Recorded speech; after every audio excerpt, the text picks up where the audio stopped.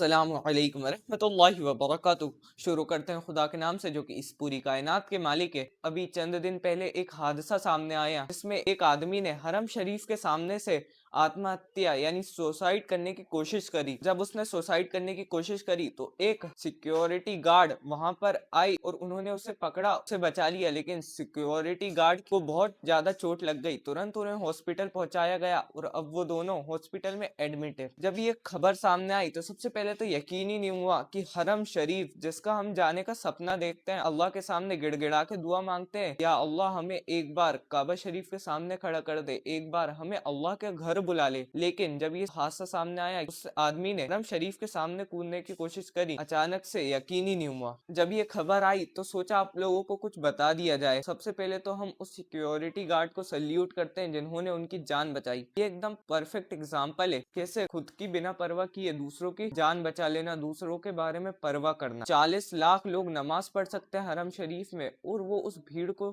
संभालने की कैपेबिलिटी रखते हैं, तो सोचो वो उनको कितना मैनेजमेंट करना पड़ता होगा। वो भी अपनी केयर करने के लिए ही वहां पर खड़े हैं कि अल्लाह के घर आए हैं तो उन्हें कोई तकलीफ ना हो, लेकिन अगर कोई चीज में जाना बुरा है तो वो उसके लिए जरूर मना करते हैं। हरम में ये जो चीज हुई उसके पीछे वजह क्या है? कुछ ना कुछ वजह होगी, क्योंकि हर आदमी को अपनी जान प्यारी है। हम लोग कुछ भी बोल सकते हैं कि हमें गम है, हमारे ये चीज नहीं हो रही, हमारी ये चीज नहीं हो रही, लेकिन अल्लाह पाक ने कुरान शरीफ में ये चीज फरमा दिए हैं कि अल्लाह अपने बंदे को उसकी सहनशीलता से ज्यादा गम नहीं पहुंचाता। जितना वो सह सकता है अल्लाह पाक उतना ही हमें गम देते हैं। अल्लाह पाक कभी उससे ज्यादा नहीं पहुंचाते, लेकिन ये गलती हमारी है। एक पर्सन जब सुसाइड करता है, कयामत तक वही चीज रिपीट होती जाती है, वही दर्द उसको पहुंचता जाता है। अगर तुम सुसाइड कर भी लोगे तो कब्र तो तुम्हारा इंतजार कर रही है ना, अल्लाह तुम्हारा इंतजार कर रहा है। इसलिए अल्लाह पाक ने सब्र करने का हुक्म दिया है, क्योंकि हर रात के बाद दिन आता है। ऐसा नहीं होता कि जो इंसान ने सुसाइड करने की कोशिश करी, अब ऐसा नहीं है कि उसकी जिंदगी में अब कभी खुशी आएगी नहीं। उसकी जिंदगी में बेशक खुशी आएगी, क्योंकि उसकी जान अब बच चुकी है। ये चीज हमें सिखाती है कि हम कितने भी दुख में हो, हम कितने भी गम में हो, लेकिन अल्लाह से दुआ करते हैं, अल्लाह पाक हमारे सारे गम खत्म करने की दम रखते हैं। सोचो जिन्होंने ये पूरा यूनिवर्स बनाया, अगर हम आज आसमान को देखें, कितने सारे सूरज जल रहे हैं जिनको हम सितारे कहते हैं, जिनको हम स्टार कहते हैं,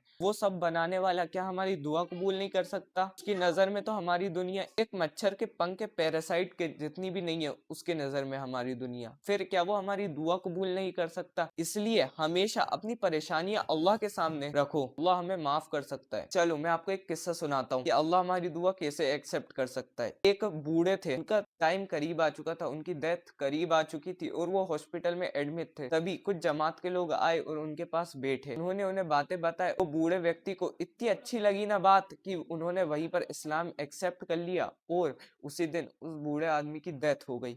सोचिए खुशी की बात कितनी है, क्योंकि जब हम अल्लाह से तौबा करते हैं, जब हम अल्लाह से दुआ मांगते हैं, तो अल्लाह पाक हमारे सारे गुनाह खत्म कर देते हैं। गुनाह खत्म करने के साथ वो सारे गुनाह हमारी नेकी में बदल जाते हैं। इस चीज से हमें ये भी पता चलता है कि दीन की पढ़ाई कितनी इंपॉर्टेंट है और दीन के बारे में मालूम होना जरूरी है, और उससे बड़ी बात कि हमें दीन के ऊपर अमल भी करना जरूरी है। अगर हम दीन से पीछे हो जाते हैं तो हमारे ऊपर ऐसी नौबत आ जाती है, क्योंकि वो आदमी ने अल्लाह के घर जाके ऐसा किया, सुसाइड करने की कोशिश करी। जहाँ पर हम सपने देखते हैं कि हम अल्लाह के घर जाएं, वहाँ तौबा करने जाते हैं और वहाँ उस आदमी ने ये गलत काम किया। आप क्या बोलना चाहोगे इस चीज के बारे में? कमेंट सेक्शन में जरूर बताना। होपफुली आपको ये वीडियो पसंद आई होगी। अपना ओपिनियन कमेंट सेक्शन में जरूर बताना। वीडियो अच्छी लगी हो तो लाइक करिए, सब्सक्राइब करिए एंड कमेंट करिए। अस्सलामु अलैकुम वरहमतुल्लाहि वबरकातुहू।